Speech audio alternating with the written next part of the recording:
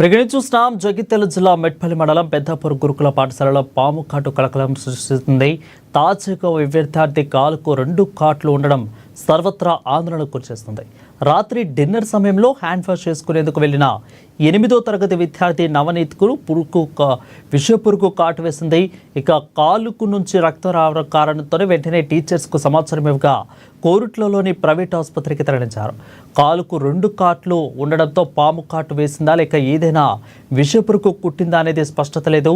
ప్రస్తుతం ఆ విద్యార్థి ఆసుపత్రిలో కోలుకుంటున్నారు. డిన్నర్ సమయంలో హ్యాండ్ వాష్ చేసుకునేందుకు వెళ్ళినప్పుడు ఏదో కుట్టినట్లు అనిపించిందని వెంటనే టీచర్స్కి సమాచారం ఇచ్చారని విద్యార్థి చెప్తున్నారు. ఇక డాక్టర్ మాత్రం ఏమీ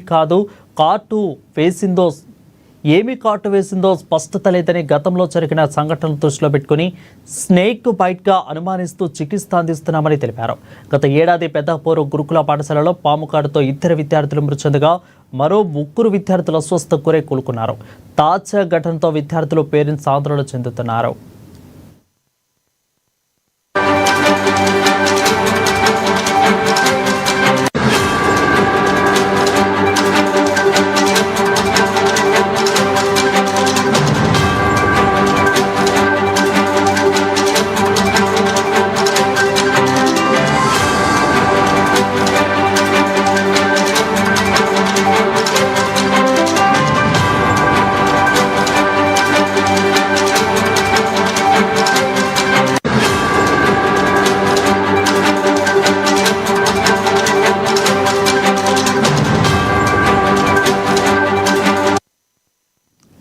రెడ్డిగా జగిత్యాల జిల్లా మెట్పల్లి మండలం పెద్దాపూర్ గురుకుల పాఠశాలలో పాము కాటు కలకలం సృష్టిస్తుంది.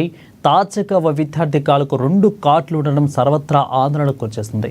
రాత్రి డిన్నర్ సమయంలో హ్యాండ్ వాష్ చేసుకునేందుకు వెళ్లిన 8వ తరగతి విద్యార్థి నవనీత్కు విషపురుగు కాటు వేసింది. ఇక కాలుకు నుంచి రక్తం కారడంతో వెంటనే టీచర్స్కు సమాచారం ఇవ్వగా కోరుట్లలోని ప్రైవేట్ ఆసుపత్రికి తరలించారు.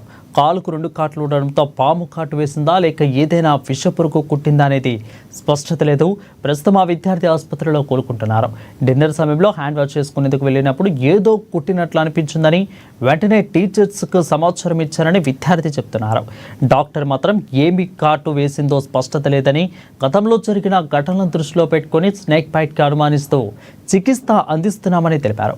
గత ఏడాది పెద్దాపూర్ గురుకుల పాఠశాలలో పాము కాటుతో 2 విద్యార్థులు మృతి చెందగా మరో 3 విద్యార్థులు అస్వస్థకు గురై కోలుకున్నారు. తాజా ఘటనతో విద్యార్థులు పేరెంట్స్ ఆందోళన చెందుతున్నారు.